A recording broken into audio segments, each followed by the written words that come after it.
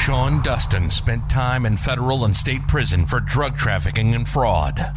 Upon release in 2006, he had nothing but the clothes on his back, a bag of mail, and legal paperwork. In 2010, he kicked a long-time methamphetamine habit and started the long climb back up the ladder of life.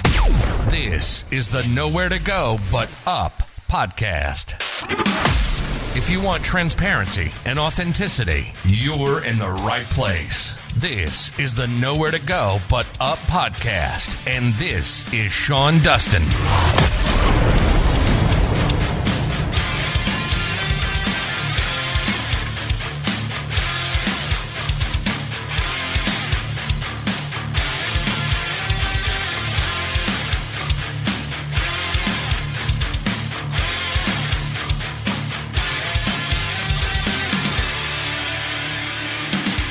Hey, this is the Nowhere to Go But Up podcast, and I'm your host, Sean Dustin.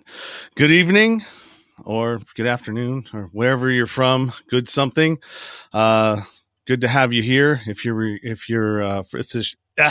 this is your first time listening, welcome. If you're returning, welcome back. It is definitely good to have you here with us this evening here in California, Northern California, Bay Area to be exact.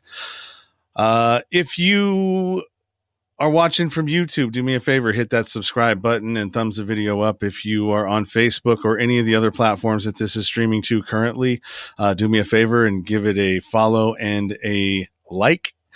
And if you're listening on the podcast platforms, which you will be catching this probably in a week or two, subscribe.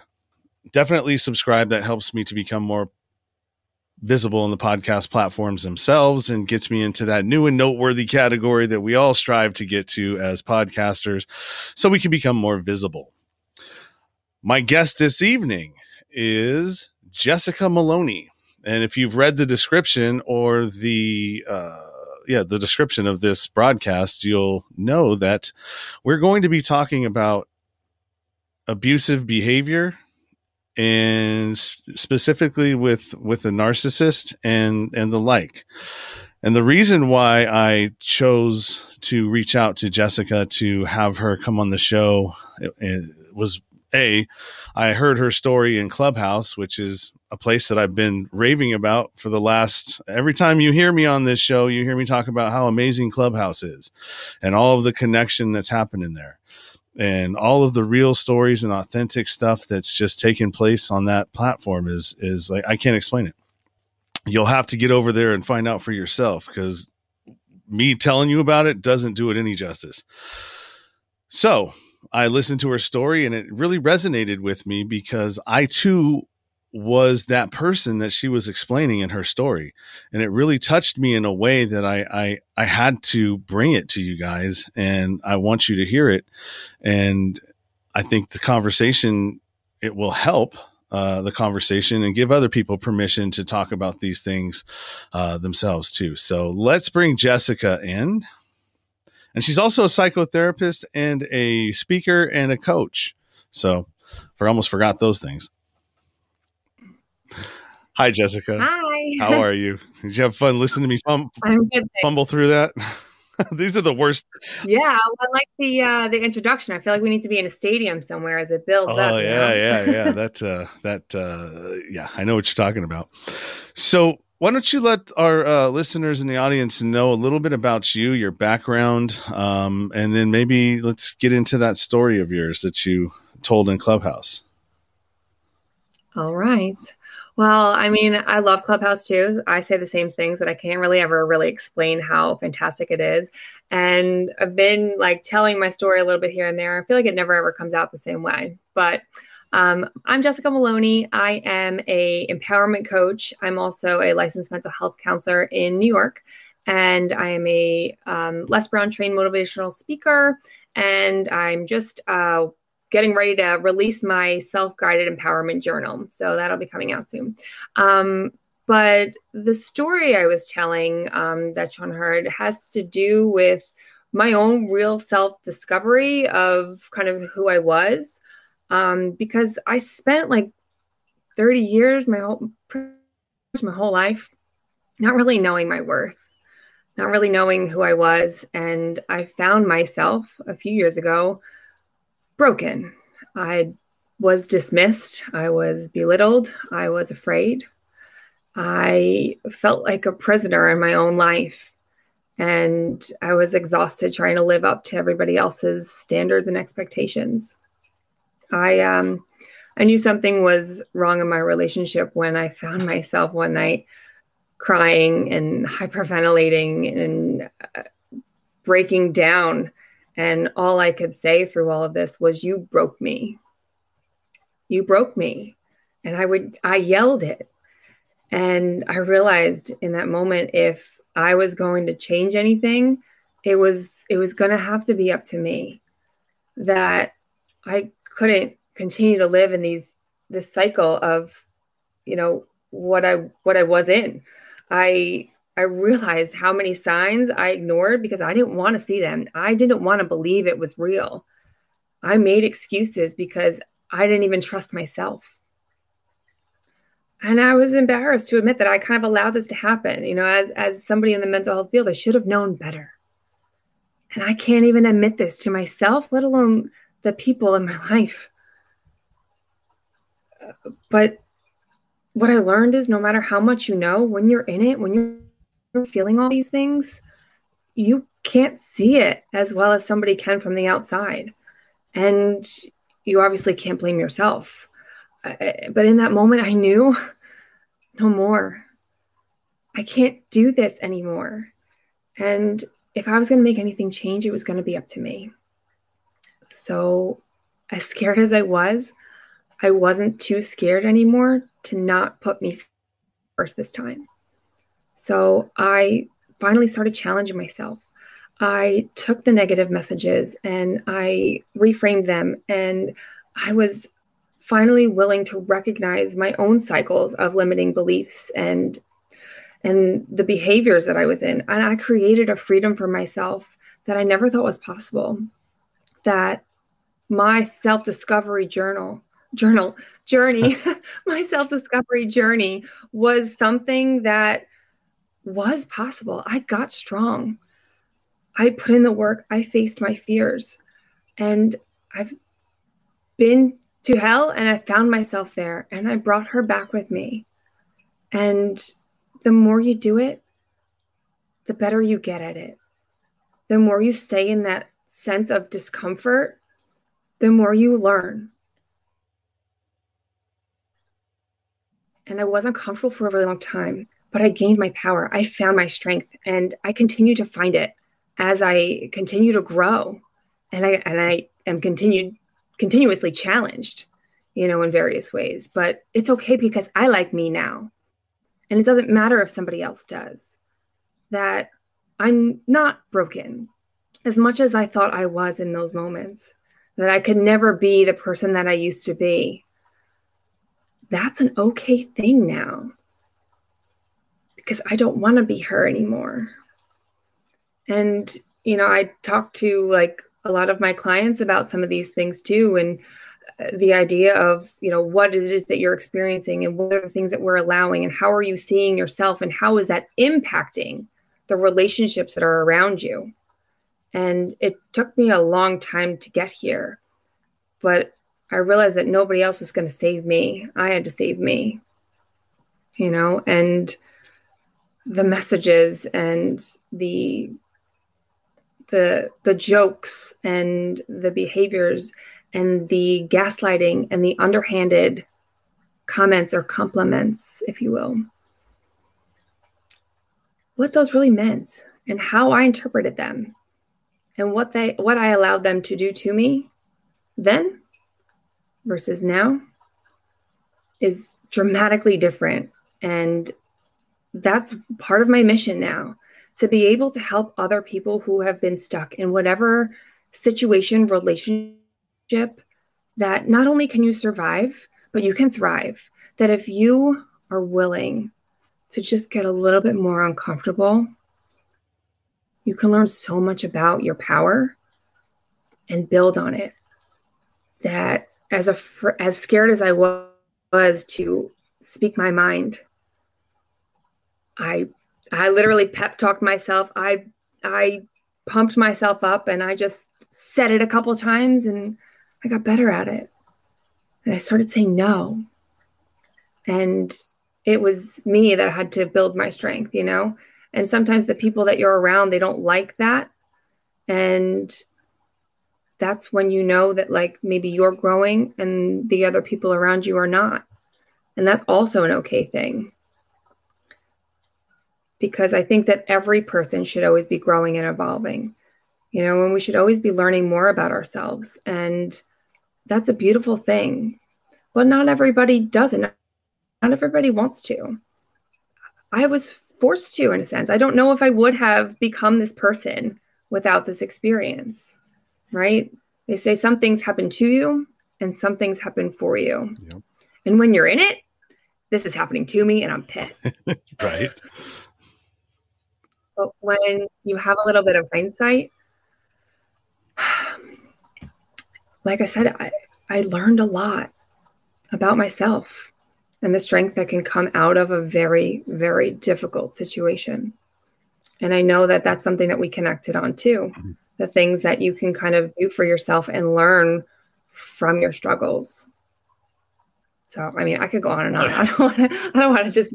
Yeah, no, absolutely. And that's exactly the reason why, because I identified so much with what you were saying, and from my own personal behavior on the other side of that, you know, as the guy that was gaslighting, as the guy that was, you know, being a bully, as the guy that was, you know,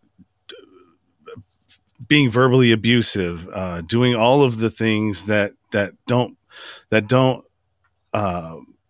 like raise you up, they tear you down. And as somebody who's supposed to, you know, love the person that you're with and treat them in a way that supports them in all the ways, right? And you're not going to get along with everybody all the time, but as a man, my behavior was so shameful and so like gross. And when I think back at it, and when I think of like my daughter watching some of the things and the things that I was doing, right? And, you know, I wasn't a physically abusive person, but, you know, I was definitely, you know, emotionally, verbally, and mentally. And those are no better. There's no good or bad to any of these, or one's less and one's more. You know, I used to think that way until somebody actually that had been through physical abuse and is like, you know, you need to stop saying that, because that's not true. Just because you have one perspective of it, you can't really speak on the other one. And I was like, you know what? You're absolutely right. I don't, you know, so I shouldn't. And when you know better, you do better, right? At least you should. For sure. Yeah. I've been participating in this women's abuse awareness clubhouse room. Actually, it's a big event that they're doing today. But I spoke about this earlier, the idea of psychological, mental, and emotional abuse. It is obviously much harder to detect, but it can be just as damaging, if not more, you know, and it's something that I think a lot of people don't recognize as a form of abuse because there's no bruises. Mm-hmm. And like, I remember saying to myself that, like, that exact thing, if he hits me, then I'll know. Then it's okay to like call this what it is. But there's always an excuse, right? Whether it was me making it up or somebody else. Oh, it's just a joke. Oh, I didn't mean it. Oh, you're too sensitive. You're too emotional. That didn't happen, or it didn't happen like that. Mm-hmm. You know, and those are the things, you know, the gaslighting that we don't see it because it's not a finite definition of it. You know, the idea of joking versus humiliation, you know, the idea of, you know, somebody not being good enough because they don't make the same amount of money, or the job is not as difficult as mine, you know, and when do we let that be something that's not okay? You know, when do we stand up for some level of just respect. I was going to say equality, but it doesn't necessarily have to all be equal, but there's a level of respect that has to be there. And, I think that goes for any and all relationship. Mm-hmm. Because it's not okay for you to say one thing and do another, right? That my actions tell me that you don't love me, but your words tell me you do. And then sometimes it's really hard to figure out which to believe, and like, I don't know, you tell me, like, can it be something that like you believe when you say it, but you also believe when you act in a way that's not from a loving place? It's hard to say. And like I said, it's not something that can be seen. There's no bruises, there's no cuts, there's no broken bones, but there's a lot of other things that happen on the inside. And to me, I mean, listen, like physical abuse is a very serious thing, but the emotional, mental, and psychological, it can tear you apart from the inside out. And the damage of mental health from these situations can be lifelong, and I just think it's something to be spoken about because people don't know it. I have a client who was in a situation. She's in the process of divorce. And when she was telling me about things that her husband used to do, I said, that's abuse. And she was like, what? No. I was like, yeah. And I was like, you need to say that. You need to use that word. I mean, she's going to court, she's fighting for her kids. And, that's the reality of it. And we don't realize it. We don't want to see it, maybe, it's the same way. No, you're right. You're right. Everything that you said right there is right on. That was the hardest thing for me to come to terms with and to say was like, I was an abusive person, because there's a lot of shame, like I said, that's wrapped up into that, and, no matter what the reasons are for it, maybe a lot of it, I think, has to do with what I grew up watching. A lot of it also too was, the habits and the behaviors that, maybe 18 years of addiction and, to meth and, all the stuff that goes on with that, that it just sort of ingrains it into your like fabric of you and your subconscious and how your auto responses. I mean, it doesn't excuse it, but here you go again, once you need to do better. And, playing ignorance is not an excuse anymore once you realize what it is that you're doing. And I think what really got me to understand what was happening in that kind of behavior. And it's not to throw my ex under the bus in any way whatsoever, but she was doing it back to me. And so like, I would go, whoa, wait, like she's actually playing this game way better than I am. Honestly. We usually do. and I was like, holy moly, and it was almost mirrored back right at me. And I'm almost looking at myself and, and the only person that I can, that can change that is what you said, is you. You have to be able to identify what it is that you're doing and how are you going to mitigate that? And how are you going to show up once you realize that, and then what kind of I think, yeah, sorry. No, go ahead. It's good. It's such an important point. Yeah, no, it's so important, that like, once you like realize what's going on, like when, you have these like fight styles where like, I'm hurt, so I want to hurt you. Mm-hmm. Right. So like people can hurt people in different ways, but I feel maybe so hurt by your lack of emotional response that I'm going to be extra hurtful with my words to you. Right. Then who's wrong? Me for saying something or you for not? Right. So like there are fight styles where I think hurt people, that until we realize that I'm hurt and I need to heal, so that I don't keep perpetuating this cycle of hurt, because I don't want to get hurt. It's not so much for the other person. It's, I'm just tired of this. And, that was another big thing. Like, once you realize that you're tired of fighting, I feel like that's a big key moment, that I just want to take care of me now. I just need to feel better. I can't keep fighting for what it is that I want because I haven't been able to get it. Right? Yeah. So I give it to me now. I've got to go figure out how I can help me feel better. You know what I mean? Because like I can't expect, you can't expect anybody to change, right? I can't just expect that. No matter how much I want it or ask for it. That, like, if you can't change the people around you, you change the people around you, and that kind of goes in hand with this idea of looking inward, that I know that I can't necessarily expect to get everything that I want or need for somebody.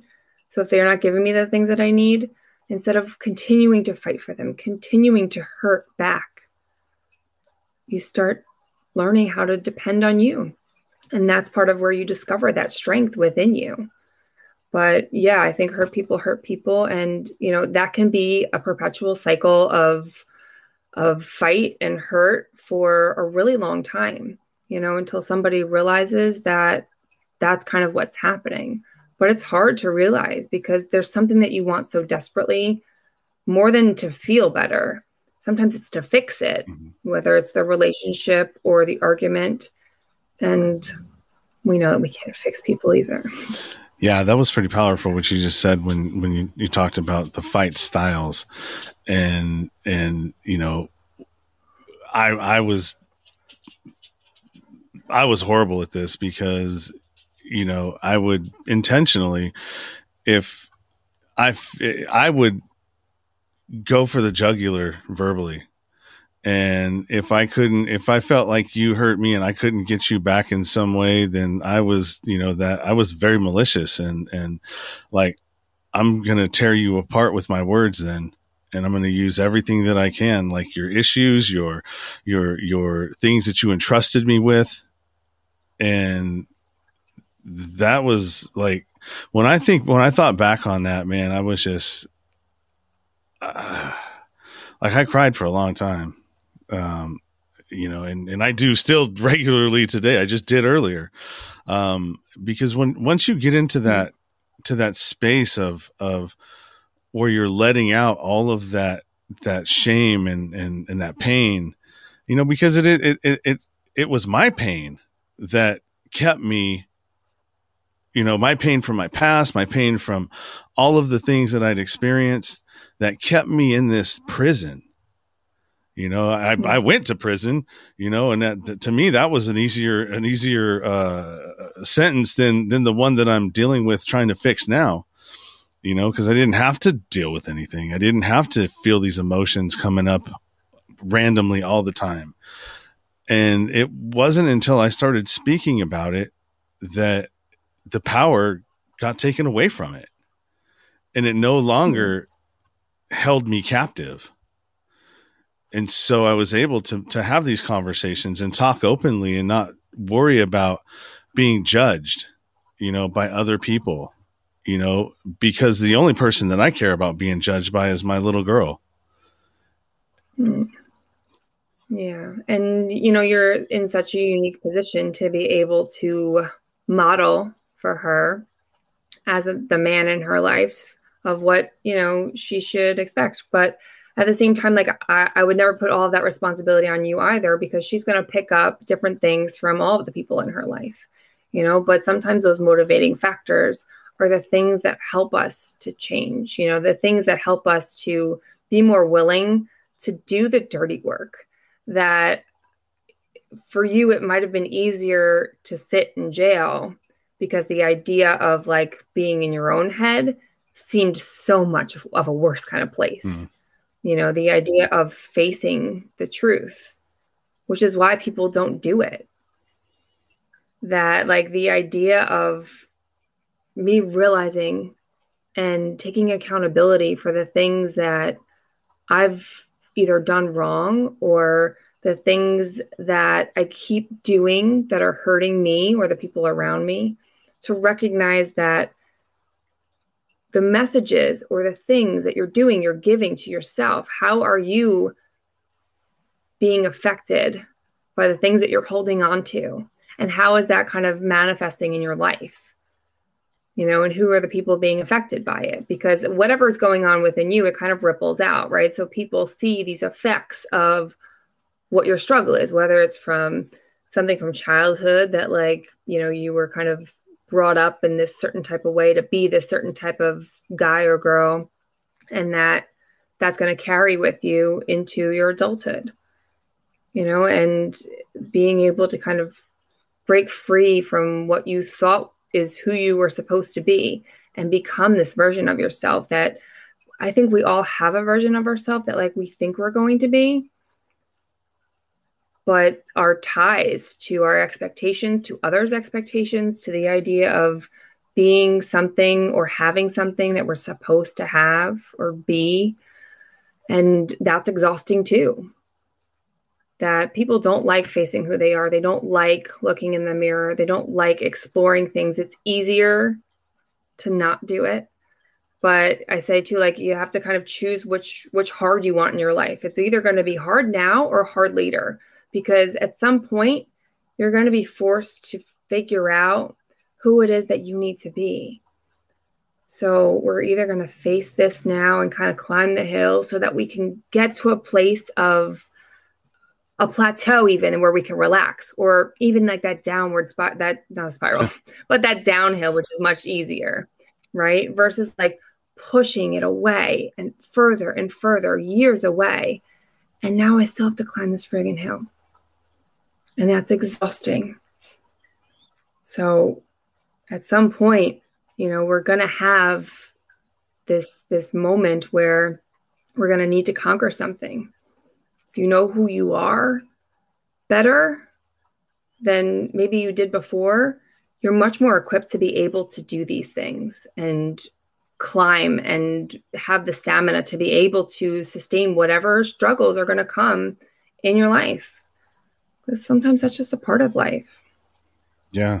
Yeah, a lot of the times, I don't know how you were raised, or if you have any kind of, traumatic stuff in your past, but, a lot of people, trauma doesn't have to just be in your childhood. So I know some people that have had, really good childhoods, but their trauma comes in later on in life when they come across somebody like myself, or for you, it was your ex, that took you to that point.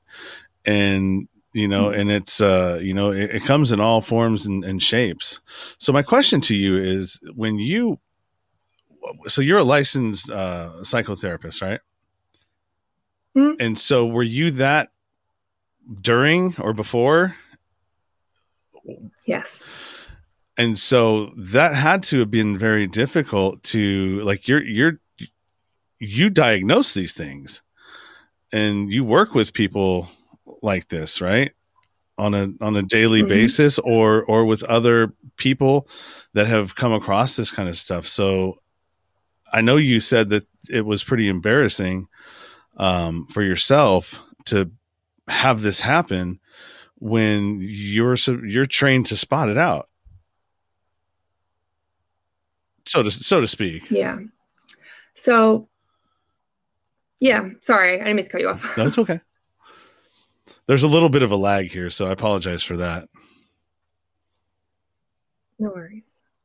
But I was just going to say, yes. So going back to what you were saying before, my childhood growing up, I had my own struggles with anxiety and depression, throughout my teen years. And, I had some pretty rough times there, which is kind of why I ended up going into the mental health field.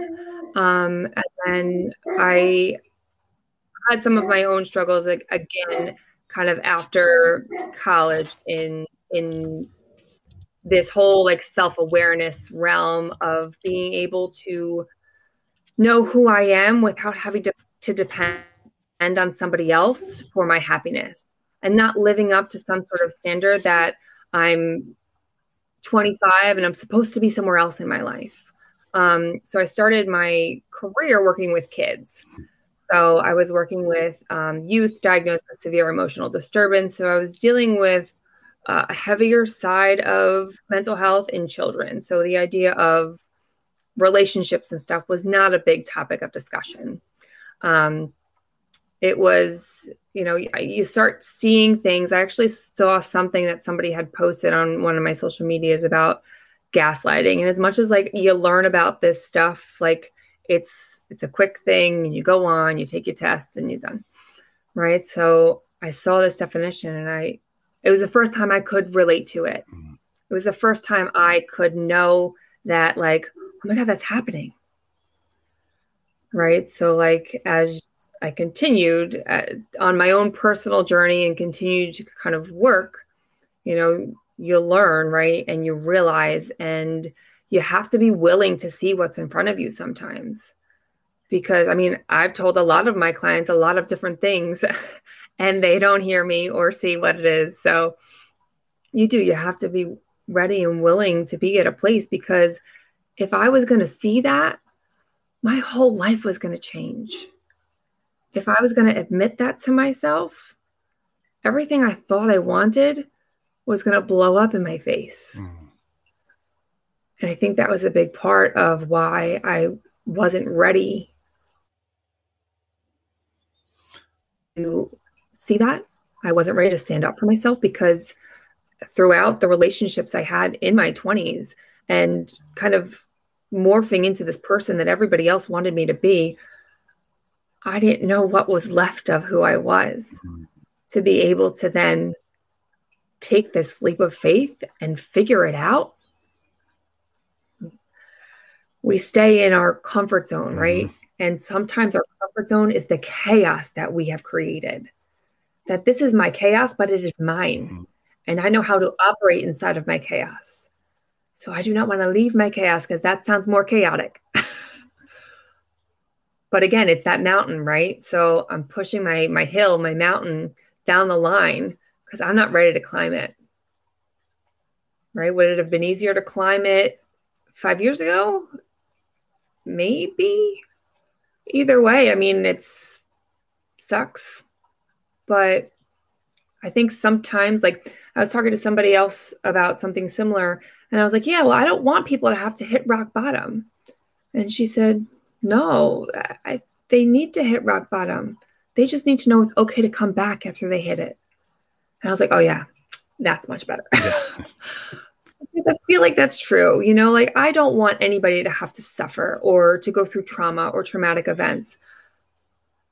And if you don't have to, great.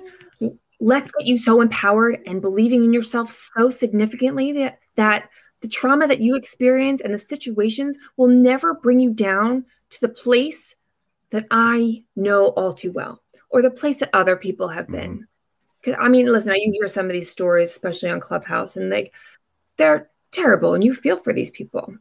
I don't want that for people, but I also understand that we get there sometimes, and there are situations that are outside of our control, and there are extenuating circumstances, and sometimes we're our own worst enemy. But if you're down there or you've been there, you have permission to come back. That it's okay if you're not that same person. Like I used to tell people, like, she's dead. She's gone. She's dead. And I thought that was a sad thing. I was sad for her. But I'm not anymore. Because we have to let go of some things to be able to welcome new things into our life. And again, like if you're down there, if you're rock bottom, or if you're some level slightly above, you can come out. It's okay. It will be hard, but you can do it. Trust me.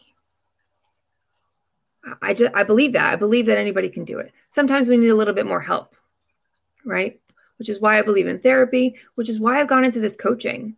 Because especially now during this pandemic, like therapy is so hard to get, and my therapy business is full, So the idea of being able to have maybe a coach somebody who is more hands-on, who can be more accessible to you, who can be more able to really get down and deep and create this action. Because I could sit on this side of the screen nowadays with telehealth and tell you and talk to you about things for an hour every week. And then you're off doing it on your own. Sometimes having an extra level of support. And listen, sometimes that's a friend. Sometimes that's a family member. Sometimes that's random people you meet on Clubhouse. But wherever it is that you find support, I think that it's important to have, No, you're absolutely right. You hit the nail on the head right there. So for people that are listening or watching, what would you suggest, if they think that they may be in a situation like this or with somebody like who I used to be, what are some of the things that you can tell them signs to look out for? Things that if they aren't sure, if they are in this situation, like what are some things that they can look for to kind of confirm that, and maybe, where can they go to get some of that information, if they needed it, or a resource? Yeah. Well, I'll start with, there's a hotline. It's called the National Domestic Abuse Hotline. It is 1-800-799-7233. You can also get on the good old Google, and a lot of these places now have like chats or text options to be able to talk with somebody without getting on a phone call. Can you say that one more time so I can type it in here and put it on the screen? Yes. It's 1-800-799-7233. And that's the National Abuse Hotline? National Domestic Abuse Hotline, yes. But some of the things that I would definitely encourage people to watch out for are demeaning comments. And again, this is like so hard to measure for so many people, but if they say something that just doesn't make you feel good, if it's making fun of you in any way, if they make comments about how smart you are, your intelligence, if they put down your job or lack thereof, if they make fun of the way you look or your weight, or how you spend your time, if they make you feel guilty for taking care of yourself, like going to the gym or seeing your friends or engaging in a hobby, if they try to talk you out of those things, your hobbies, if they, again, make fun of them, say that they're not worth it, any kind of name calling, any exercise of extreme control over you. Again, I feel almost like guilty saying these things because they're very hard to measure. But, again, if you feel something and they tell you you don't feel that way, or if, they're trying to convince you, like I said before, like this didn't happen or it didn't happen that way, how often is that happening? And how secure are you in your recollection of the situation? Those are just a few things off the top of my head that I would definitely share. But if anybody is concerned about that, please feel free to reach out. I'd be happy to try to clarify if you have questions. But again, I feel like if you're questioning it, these are some things that I would encourage you to look for. That if you just didn't see them that way before, that's okay. But now maybe you have just different lenses that you can see through. And you'll realize that I don't really feel respected when you say that. I don't really feel valued. I don't really feel like that's coming from a place of love, right? Because there's criticism, there's constructive criticism, there's advice, that we can receive from people. But it feels a lot different when it comes from a place of genuineness and love. And even if they do come from that place, but then they criticize the same thing 5-10 minutes later, take how you feel and let that be your guide, because your heart is going to guide you. Your gut is going to take you places. Again, I said I was just in this room, this abuse summit, and there was a man in there, and he was supporting the female community in the summit, and he recited a poem. I don't know if it was his or somebody else's, but there was a point in it where he said, "I love you, slap. I love you, slap." I was like, oh my God. Right? Because somebody can say something. They can say, "I love you," till they're blue in the face. Are their actions lining up with their words? Do you feel that their words are true? You know, sometimes it just comes down to being able to trust yourself and being willing to see and hear. But again, the offer stands. If anybody hears this and wants to reach out for clarification, I would be happy to just chat. Yeah, that's great advice. And, you know, as somebody that perpetrated these types of behaviors, I mean, it was that, you know, and it's amazing what you do when you realize that you're losing control, right? You know, because a lot of it is about control. It's about controlling the situation. Sure. It's about controlling how you will need them to love you, not necessarily how you need to love them. And it's all of that. It's all of those things. And for sure, a lot of it comes from insecurity. You know, you mentioned something about weight, right? What I'd found out, or that I realized after I got myself out of the situation, that I used to criticize my ex about her weight all the time. And then what I started realizing is that it was actually, I struggle with weight too. And so what really was happening is that it was really me criticizing myself and projecting how I felt about me onto her. And because I couldn't do it, and I couldn't be as disciplined as I wanted to, when I would see her do it, instead of me taking the reins and changing that behavior, I just projected it onto her and criticized her for it. So I didn't have to deal with it myself. And well, I don't have the problem, you do.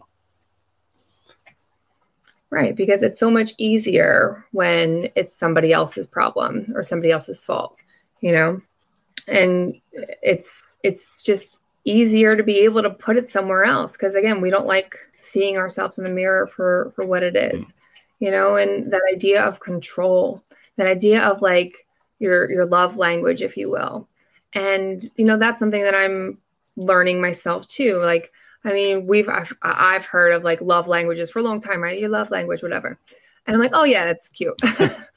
But it's true. It's true. Yeah. You know, like there are different people who display love differently, and there are people who need to receive love differently.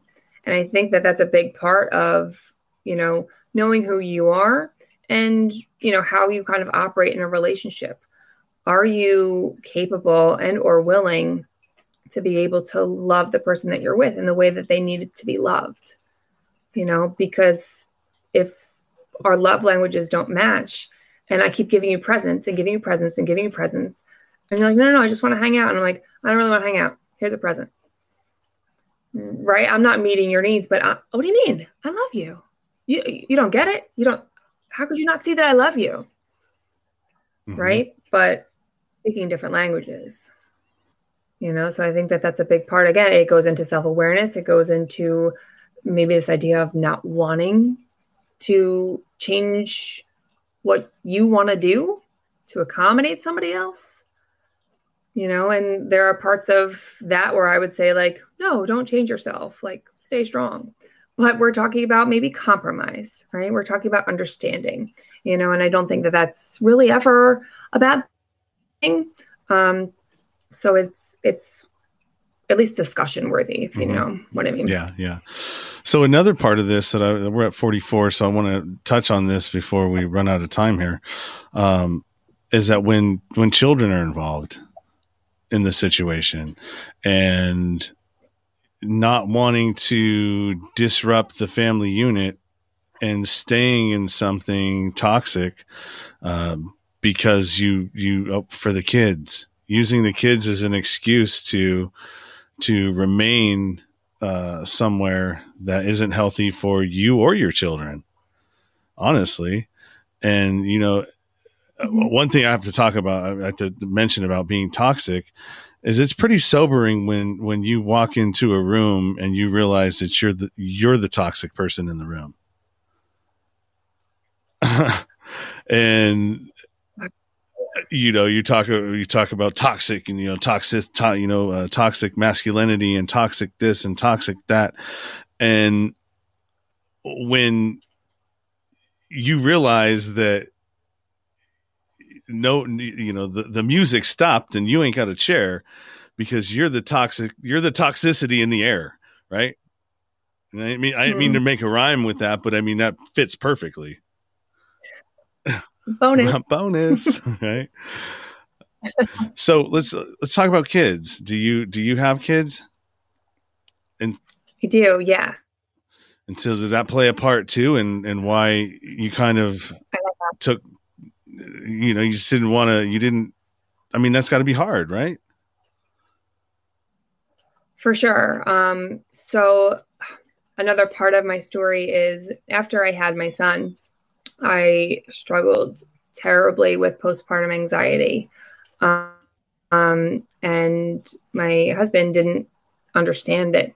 He didn't understand what I was feeling, how I was limited. And I mean, I had a few other issues that were kind of going on at the same time, but he just couldn't get it, right? That like I would be up all night with the baby. I would be stressing about everything. I mean, anything that you could ever think of going wrong with a baby went through my head, everything. Right. So like my waking hours were so filled with stress and just torture that I was just putting myself through, that like he would come home and be like, "What'd you do all day?" Nothing. Right. But like, I mean, being able to try to explain this to somebody who doesn't get it. Right. So that process for me was very difficult, and I was overly concerned for my child at that point. And there would be times where there would be arguments going on and like he would cry. There would be times where, we would argue and it would just, I didn't want that to be something that my kids ever experienced, because growing up, my parents have stayed married and they would fight a lot. And I hated feeling that way. I hated feeling all that tension, right? And like we talked earlier, the way we were brought up influences how we behave now, right? So like I lived in this environment where I didn't like that. I didn't like how it felt. I didn't like my parents arguing. I don't feel like they wanted to be there. I don't want my kids to have that, right? And I've talked to a lot of people who grew up in a divorced household. I don't want my kids to have that, right? I grew up with alcoholic parents. I don't want my kids to have that, right? So, I mean, I never saw myself as somebody who would not have this intact family, but sometimes it's more than that, right? It's more than what we thought we were going to have for ourselves. And I just didn't want my kids to be in a place where they were maybe receiving or interpreting messages of an unhealthy dynamic, no matter what was going on. So yes, it's difficult, but not impossible. And I know people who are unhappy and stay because of kids. I know people who make other types of arrangements so that they can all stay together with their kids. So there's so many different types of families at this point that as long as there is comfort, as long as there is some level of understanding and coexisting, I'm not necessarily against the way anybody chooses to kind of operate, but I think, it is hard with kids, and I just didn't want my children to be affected in any type of negative way. So sure, there are going to be things that maybe they want to have different in their life as they grow up. But my goal is to just make sure that they're loved. And I just want them to know that no matter what, we all love them. Me, their dad, my family, everybody loves them. And that's the bottom line. Yeah. So that's just what I keep trying to get them. Yeah. I would always say, you know, I'd rather my daughter grow up in 2 happy homes than 1 miserable one, you know? Mm-hmm. And so it seems like, because you said you grew up in that kind of a environment, right? So growing up in that environment, do you think that helped keep you where you were, because it was sort of like, well, you know, my parents used to do this, and so I mean, it's just kind of normal to you? Yeah. Yes, very much. And you know, it's so interesting as you grow up, right? You see things as an adult that you saw as a kid with like adult eyes instead of kid eyes. And it's just like eye-opening, if you will.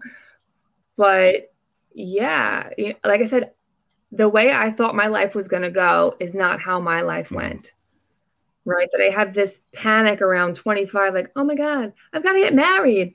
I got to get a real job. You know, I've got to get my life together. Right. So, I mean, I was very much that person. And, you know, I struggled with figuring out who I needed to be. And I thought I was doing everything right. You go to college. I went to grad school. I got a job. I got married. I had the kids. I had the guy. I had the house. That's what you're supposed to do, right? Why don't I feel the way I'm supposed to feel? And again, like I have a lot of clients that come to me around the age of 25 saying the same thing. And I'm like, oh my God, you'll be fine. But I think it's a societal thing. I think it's also an astrological thing that happens, that, you know, we hit this panic. We're like, I'm supposed to be an adult. I'm supposed to have these things. Why don't I have them? And then people rush to get them, and people stay in a place that they're not happy to get the things that they're supposed to have. But again, I think this is something that is being rewritten in society now. Mm-hmm. You know, that we're kind of coming out of this idea of what like is supposed to happen. And I mean, I see entrepreneurs popping up everywhere. I see, you know, it's okay to be happy at any age and any stage, you know, and I think that it's something, again, that needs to be kind of communicated and talked about. And yes, I'm sorry, I'm getting off topic, but yes, I think that, you know, I saw the way all of my family operated. You know, my family is intact, and I'm grateful for that. That like, I was going to be different. It's not what I wanted, but I knew I couldn't stay where I was. And sometimes that's more powerful. For me, it was. Yeah, absolutely. I had to touch on that because we both share the same thing. And for me, on the opposite end of that, I was seeing, like my own childhood through my behavior and how it was affecting my daughter. And I didn't, you know, the first time that I seen her in a corner, hiding because I was in a rage, and just, you know, just going off. The only thing that I could think of was, man, I wonder if that was me when I was her age doing the same thing when my parents were fighting. And it happened one more time after that. And then I was just like, you know what? That's it. That's enough. There's no way. If this is going to stop, it's going to have to stop right now. And it's going to have to start with me. And I need to be the example, because I don't want her growing up like you explained and thinking that that's okay. Like that's what a relationship's supposed to look like, because it isn't. That's not what a loving relationship is. A loving relationship is feeling like you have a partner that's equal to you and that raises you up and that makes you feel wanted and needed and loved and supported and in all the ways, right? Not just, it goes across the board with, you have an idea, you think, you want to do something, you have aspirations, maybe you don't like the job that you're in and you think that you want to do something else. That's okay. Instead of ridiculed for what do you want to do? Oh, that's stupid. Why would you want to do that? Well, maybe because I'm spending 12 hours a day doing something that I'm unhappy in, and I'm realizing that I'm showing up for the rest of the time that I'm awake as unhappy there as I was there. Mm-hmm. And so, that transfers, right? It transfers over. If you're spending the majority of your day feeling like that, then it's going to affect the rest of your day when you're not sleeping. Yeah. For sure. I think that carries over. And, sometimes when you're unhappy in a place, we're grasping at things to be able to find a level of happiness. I did that. I did that for myself because I didn't have anything of my own, right? I wasn't able or willing at this point in my life to take care of myself. So I was like, one day I was like, you know what? I'm going to do this thing. And I was met with, really? Are you serious? Why? Oh, Siri's on. Sorry. Oh, that's all right. But yeah, even just trying to do even what I'm doing now. Listen, everyone's going to have an opinion about what it is that you and I may do, but to be met with messages like, that's stupid, or you're not going to make any money, or you should just focus on your real job, or you're really not that good at that. You can't do that. You hear that enough and you believe it. That you hear enough messages, whether they're from somebody else in your life or from yourself, you will believe it because your brain is malleable. It can be transformed. It can be convinced that if you are not replacing these messages, they're very, very easily turned into truth. But we try to find happiness somewhere if it's not a place we expected it to be. And it's tough, if you're always kind of like looking to grab onto something. But the way you were speaking before too, like the way you talk about your self-awareness, it's like refreshing. And, it's something that I wish more people would be able to see in those moments, to recognize that what you're doing is maybe not serving you or the people around you, right? Sometimes it is like a kid who sparks change because we see how they're affected. And like I said before, the way you are, the way you feel, what you possess radiates out, which is why, part of my journey was investing in myself and taking care of myself and doing things that I liked and figuring out what I liked, which is why I made that self-care bundle that I had shared with you earlier, because people don't do that, especially this last year in this craziness. But the idea of taking care of yourself doesn't have to be something that causes you guilt, which is what I had. That taking care of yourself doesn't have to be something that takes forever or costs a lot of money. But it's just a little something that you dedicate to yourself every day. And it doesn't have to be a big thing. But I think that that's such an important part of practicing self-awareness and being more open to recognizing the things that you want or need in your life. Wow, that was beautiful. I couldn't have said it better myself. Let's move on to a comment here. It's a pretty long one. And Facebook user. So I don't know who you are because it says Facebook user. So if you want to type in there what your name is, there is a way that you can get your name known on there for StreamYard, but you have to go in and give Facebook permission or StreamYard permission to grab your information. So if you could just type into the chat who this is, I'd appreciate it. So I know who's commenting. It says, I stayed for 12 and a half years, and it took losing my sister in a car accident to finally reach my breaking point and decided to get out. I had been a stay-at-home mom because he didn't want me working because he felt if I had a job, I would become independent and leave him. He wouldn't even go to my sister's funeral with me. I did get a job and started saving every single penny I could to get a home for my children. He made it almost impossible to save, but my mother always told me, we're there, and I missed the rest of it. So but I get the point. I totally get where she was going with that. Yes. And then we have one from Pamela MT, who's one of my Facebook, not Facebook, but YouTube audience, and she watches most of the shows. Pamela, how are you? It says patterns are definitely passed down, and those around you.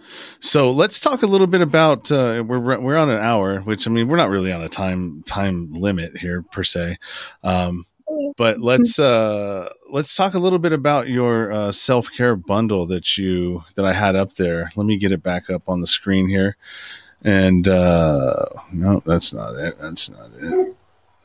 It's my dog going. Well, I'll tell you a little bit about it. There's a short little video series in there on how to engage in self-care, how to do it with less guilt. There's a little article I wrote about what it really is. And there is a habit tracker in there, I believe, and just the benefits of it, which are so tremendous. Oh my God, I was reading this, I was creating this, and I was like, oh my God, Jessica, you need a little more self-care in your life. We need to bring more of this stuff in because, again, my motivation was that like I wasn't doing it and I was feeling the effects. You don't realize it because it's that welcomed chaos that we talked about, that comfort zone chaos. But again, like somebody who would do a Clubhouse room, actually, she told me that you need to just spend 14 minutes a day. And I was like, girl, I don't have 14 minutes a day to be like wasting. And she goes, let me tell you something. 14 minutes a day is equivalent to only 1% of your entire day. And I was like, oh, damn. I can't say no to 1%. Like, how could I say like 1% of your whole day and you can't dedicate 1% to yourself? And I was like, okay, I can. Yeah. It's okay. I'll do it. Because it's so important, and like, there are so many benefits that you get. And, part of that, especially again, important now is like the immune health, the mood boost, because there are so many things that we can't do that if we start choosing the things that we can do, you're really serving yourself so much. So again, I don't want to give it all away, but there's something in there to kind of help keep you accountable. There's a whole calendar in there with some are blank and there's 1 month that is full in of ideas that you could do every day to engage in self-care. So all you got to do is just kind of like take them out and plug them in different spots, depending on what month you end up finding us in. But it was created in the month of February, which in my group is self-love month. So we were doing something every day to try to share a little love with ourselves, and that's self-care. I mean, there's a difference, self-love, I think, is something a little bit softer, and self-care is more of an action step. But in loving ourselves, sometimes we have to take action. So again, that's the reason that I was motivated to create this and to be able to share it with people, because so many people that I know and that I've encountered and spoken to don't have time, or they don't want to leave their kids, they feel bad, or maybe somebody's making them feel like they can't, or maybe they're just not motivated, So again, realizing the benefits that you actually get out of it, if you just invest a little bit, you're going to get so much more out. And it's tremendous. It really is. It's such a powerful tool that little by little each day, I mean, listen, I'm no mathematician, but let's take 1% each day, 14 minutes each day. What does that add up to after a week or a month? That by a year, you're 365% better than you started. Yeah, it's almost an hour and a half a day, or hour and a half a week. Okay. So that's not a lot. You know, I think I waste an hour and a half just staring at my computer trying to figure out what the next move is sometimes with my show. You know, spinning in circles, you know, if I'm trying to figure out, I need to make a course. Well, all right. Well, I don't know how to make a course. Well, let's go and waste some time over here so I don't have to deal with trying to figure out how to make a course.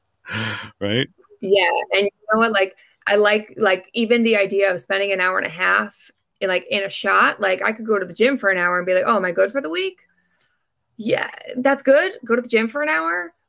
But the idea is the consistency. The idea is a little bit every day that you're investing in you, you know, because then if I spend an hour and a half doing something for myself, like that feels great. Like, sure, go get a massage, go to the gym, do what you got to do. But then you have 6 more days where you're not taking care of yourself. So, I mean, listen, you could go up. It doesn't only have to be 14 minutes a day. But as you're saying that, I was thinking somebody's going to be like, I did my hour and a half. I'm good. Yeah, right. But you got to keep it in keep it in the forefront. I mean, that's what worked for me is, you know, the continually talking about it and keeping it right here, right in front of me.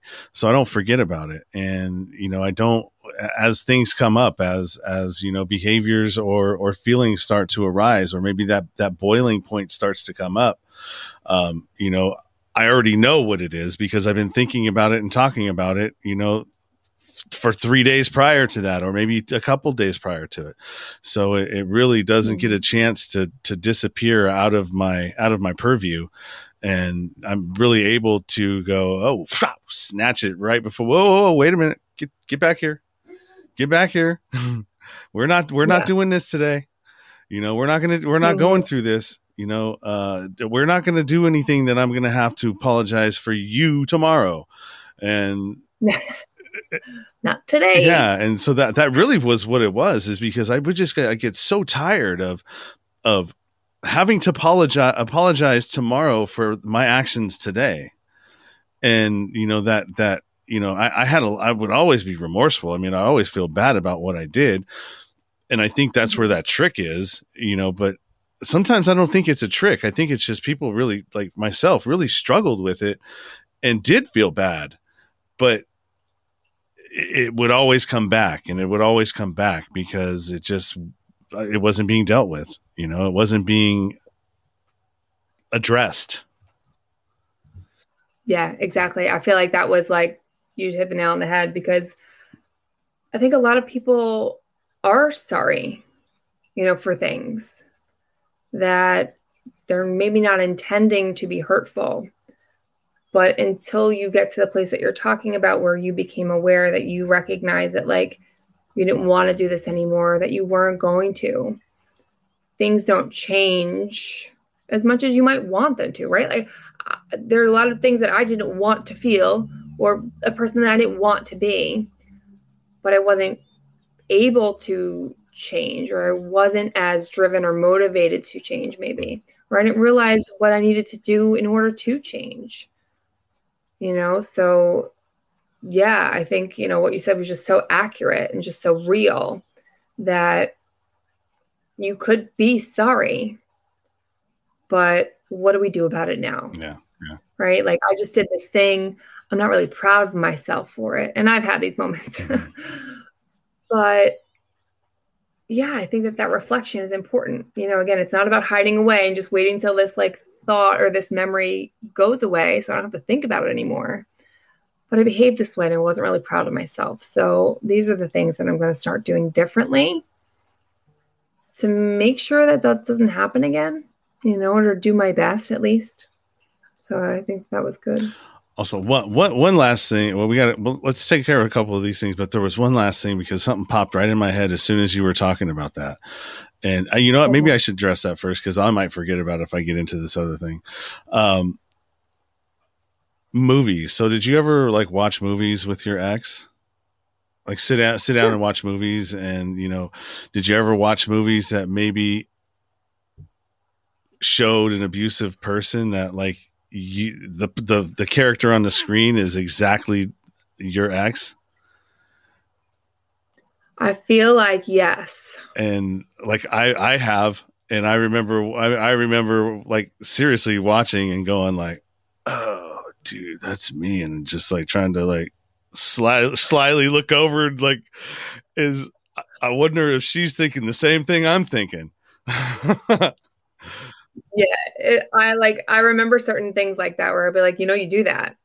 And he'd be like, no, I don't. But he would say it in this way that like you think he knows he does, but he's just saying no. Yeah. Right. So there's this like, I don't know if it's like a guy thing, if you will, but yeah, I can remember situations like that where I was just like, look at that. Look at that right there. That sounds familiar. Yeah, right.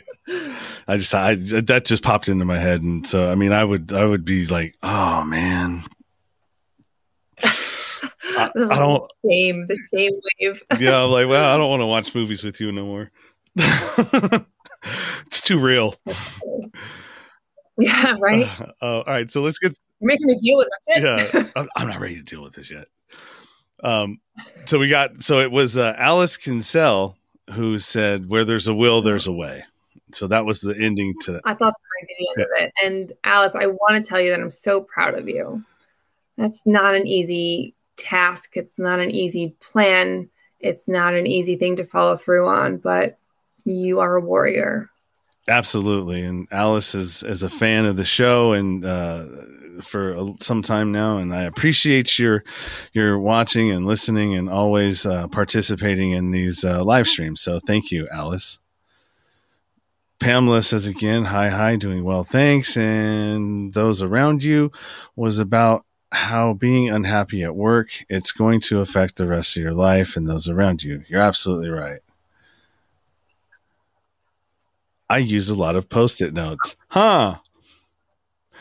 I know someone else who does. Did she see my Post-it notes? No. She just says I use a lot of Post-it notes, and I'm thinking, well, if you were here earlier. Yeah, I got to rip a couple off my wall because this is how I stay organized. That's funny. Oh, that's so funny. Yeah, I went and bought. Look at what I got. I bought the Costco pack. Oh my god, I have to. So I'm at the end. I have several colors because I like to color coordinate, but look at how thin they are. I gotta get more. No, what are you gonna do? I don't know. Maybe I'll go to Costco. But I like the colors. I don't really like the yellow. Well, the Costco has all the assorted colors. They have the purple, the pink, and all of that. Fuchsia, right, fuchsia, maybe. I don't know. I feel like purple is my color. I like that color. All right, so I think that's great. I think we've covered quite a bit, and I am definitely happy that we had this conversation and that I was able to get you to get on the show. Yeah, well, thank you for inviting me. It's such a unique perspective to hear your side of things as well. And, I think our conversations are great. So thanks for the space. Yeah. And, I don't think this is going to be the last time that you come on the show, because I think it's really, really important that we continue these, down the road and check in. And, if you have anybody or anything, or if you see anybody, because do you have a podcast or no? I do not have a podcast, but I am branching into the YouTube channel thing. So we'll see how that goes. Yeah. And if you ever need any help with a podcast, or, you want to conceptualize it or actually see, maybe what that looks like, because I do have a YouTube as well. Feel free to reach out to me, man. I can give you a lot of information and, kind of help you through the pains that I went through. And, trust me, it's 2 years almost now, and there's so much that I thought I knew, but once I got into Clubhouse and got into the rooms, I was like, oh my god, I'm a beginner again. Like there's like this whole thing that I didn't like, that I'm not even doing right. Not that I'm not doing right, but it could be doing better.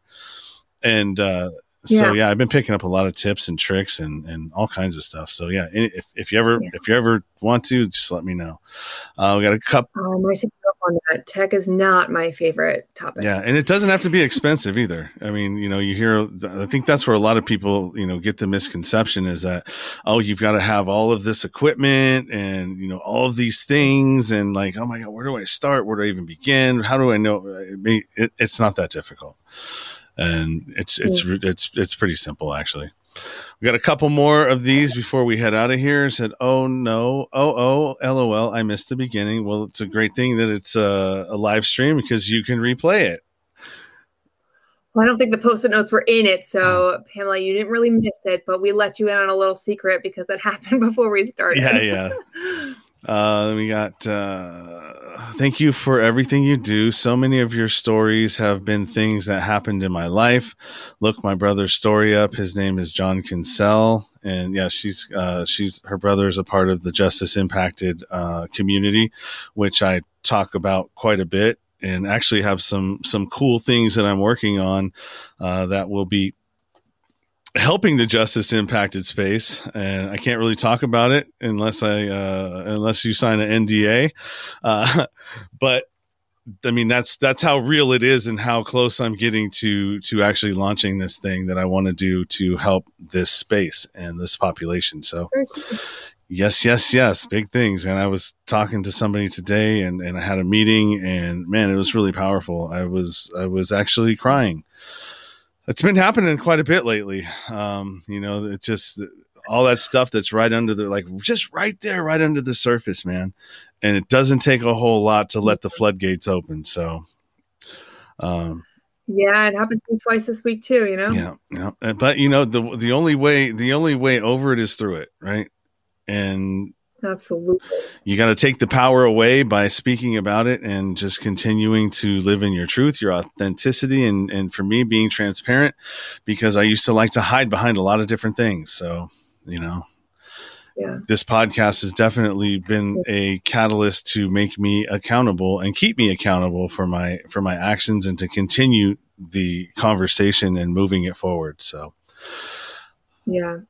And like the idea of telling the story and knowing who it's going to go to, like Les Brown had said, it's more of thee, less of me, right? I'm not telling you this for me. I'm telling it to the person who needs to hear it. Like, it's not about me. So as difficult as it may be for me, or as cringeworthy as it feels sometimes for me to tell mine or you to tell your story, it's for the person out there that needs to hear it. Absolutely. And, one of the things that either one of us could be saying in anything that we do could be that one thing that keeps somebody going one more day and not, ending it. Mm-hmm. Because if you or I can do it, they can do it too. Trust me, if I can do it, anybody can. All right, awesome. So what I'm going to do now is I'm going to throw this back up here. I'm going to pull these things down, and all of the links and everything that I've been flashing up and playing with over here in my little zone can be found in the description, direct links. Jessica's bio, all of her stuff is going to be there in a direct link as well. And I'm going to pull you out and get us out of here. And I will talk to you down in the green room right after that. Bye. Bye, Jessica. Thank you again. Thank you. And thank you, everybody who is tuning in. It's really nice to have that support there. All right. Thanks again. Wow. That was a great conversation. I absolutely loved every bit of it, and I hope you did too. If you guys have questions, concerns, or if you just want to reach out to me and maybe you want to have a comment or something that you want me to read on the show, feel free to reach out to the email at nowheretogobutupnow@gmail.com. We talked about Clubhouse a little bit here. If you are on Clubhouse and you want to follow myself, there you go. At Sean Dustin is my handle at Clubhouse. And then to connect to the show, all of the ways that connect to the show are through my link tree. You can go, support the show through Patreon. You can actually buy me a coffee too. I mean, that's a new thing that they've got out there. So if you're getting value out of what I'm putting out, and you want to return some of that value back, there are tons of ways to do it. And the link tree is the first place that you need to go to figure that out.